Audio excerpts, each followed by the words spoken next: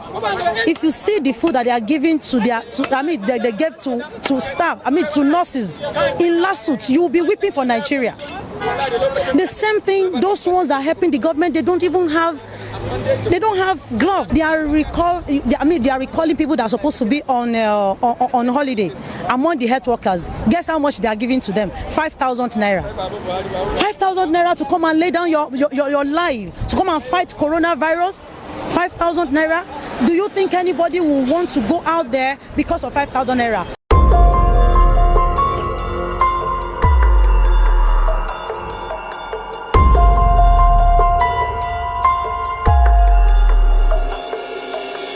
The lockdown is actually very good because that is what we have to do to ensure that we don't spread the virus.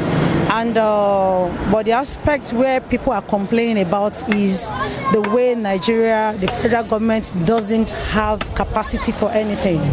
We are so surprised that we have grown in this nation. We were given birth here. We didn't run away. But all along, we have known that our federal government has never made provision for anything. Our health system is not good. The education system is not good.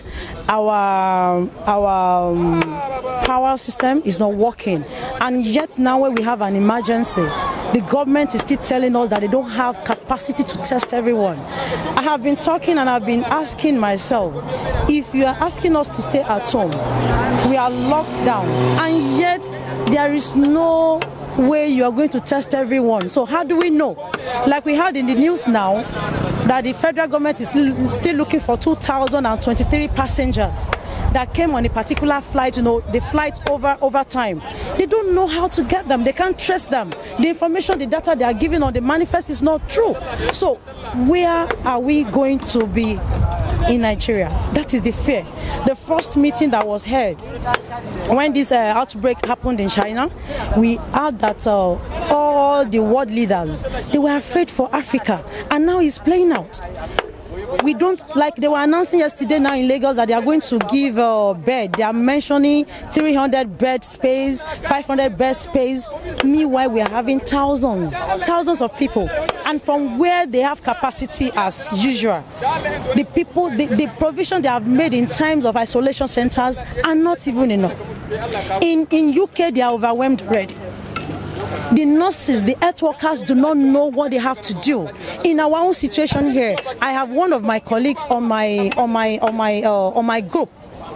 If you see the food that they are giving they gave to staff, to nurses in lawsuits, you will be weeping for Nigeria. The same thing, those ones that are helping the government, they don't have gloves. Now Lagos is locked down, Abuja is locked down, and Ogun State is locked down. But it's in the news that where they are starting transfer of money or funds to people is Nasarawa. So now, see, there's so many things that are not adding up, and it's not that. And I should even thank the followership of this nation that they are calm, that they know what they are doing, and they are and they want to be led with good people. But unfortunately, we have not been very, very lucky to have the right leadership that we want. Because how do you explain where you have been collecting billions? My son was asking me this morning. He said, "Mommy, there are so many things that people have been collecting. All these billions, they are borrowing billions, and we can't. Nothing seems to be happening." The head of the what is it called? The Association of Health Workers. He came on air telling them they are recalling people that are supposed to be on holiday among the health workers. Guess how much they are giving to them? 5,000 naira. 5,000 naira to come and lay down your life, to come and fight coronavirus. 5,000 naira. Do you think anybody will want to go out there because of 5,000 naira? People that are staying at home alone in America, in UK, they give to them minimum, if you are an adult, $1,200.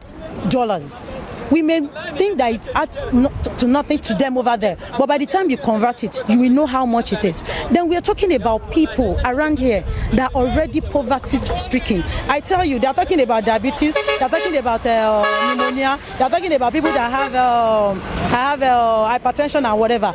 The state that we are in Nigeria, if coronavirus should do more harm than we are talking about, the casualties are going to be many, because already we are depressed. We don't have what it takes. We don't have the immunity on ground. We are not eating well. We don't have anything. I have been following this on air. So do you think the government has done well by allowing people to come to the market for now? In fact, when I heard today that they can work from 8 to 2 p.m., I was like, who is advising the government? Because people are already dying at home. Depression is killing them. And people, like I said, we are on a hourly, not even daily, hourly based economy. If people don't go out to sell pure water, I just went to one woman, I was pitying her. Herself and the son, they were there selling ugu. How much? I look at the totality of everything, of the wares that she is displaying. That thing does not worth more than 1,000 naira. And she has been out. If that woman does not sell that ugu, she won't be able to feed her son. Not to talk of many people like that. So, for coming out, yes, it's good because it's going to relieve people a little bit. They're going to restock, they're going to sell and see something to eat. But what is the permanent solution to all those things that we are going through? We're not talking about this COVID-19 period alone. When are they going to be ready? When are they going to have capacity? Yet, we have so many of them displaying and oppressing us with the wealth that they have amounted, that they have gathered together from general resources.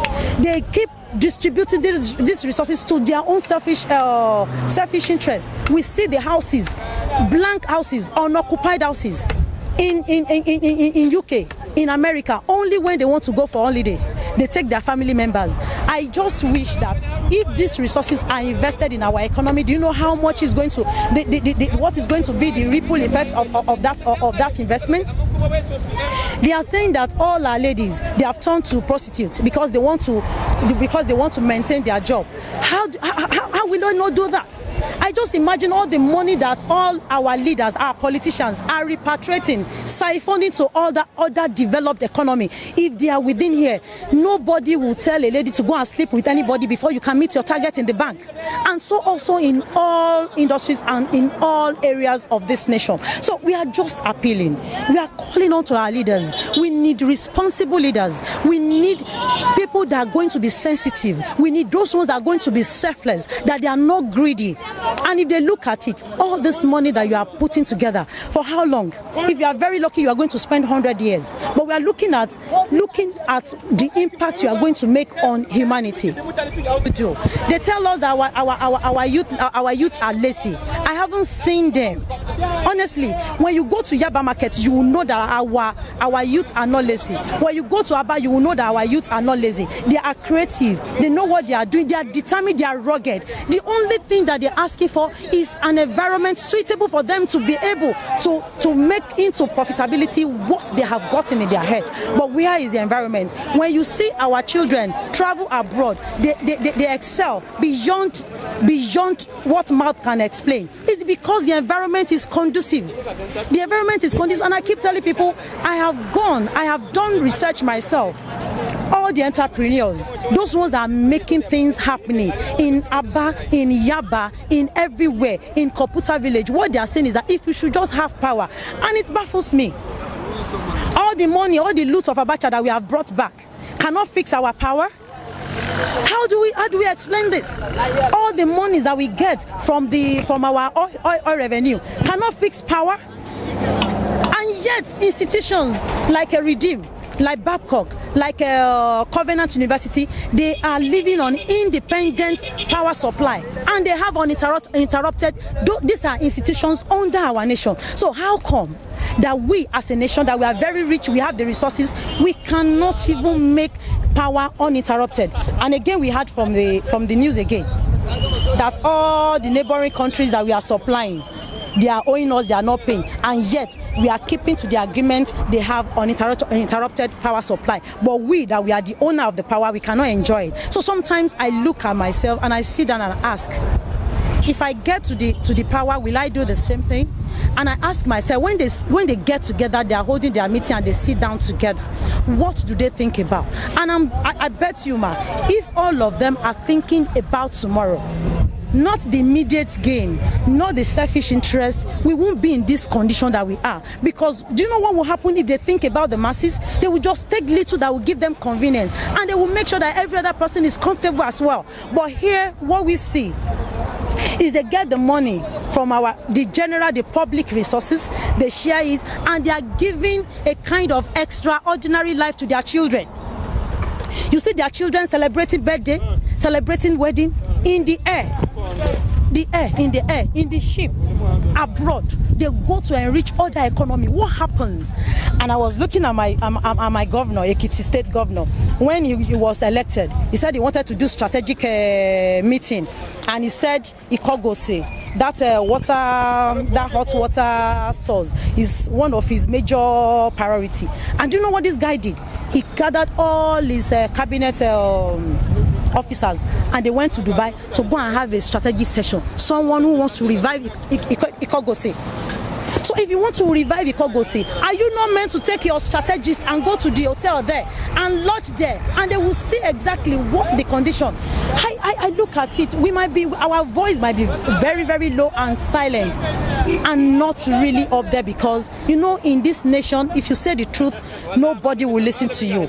We love to tell ourselves what we love to hear, and we are not ready to make any solution. And I look at people now. I can't imagine 5,000 naira for a life to go and save people that are infected with coronavirus, and the kind of food that they give to them at last suit. I saw it, I was crying.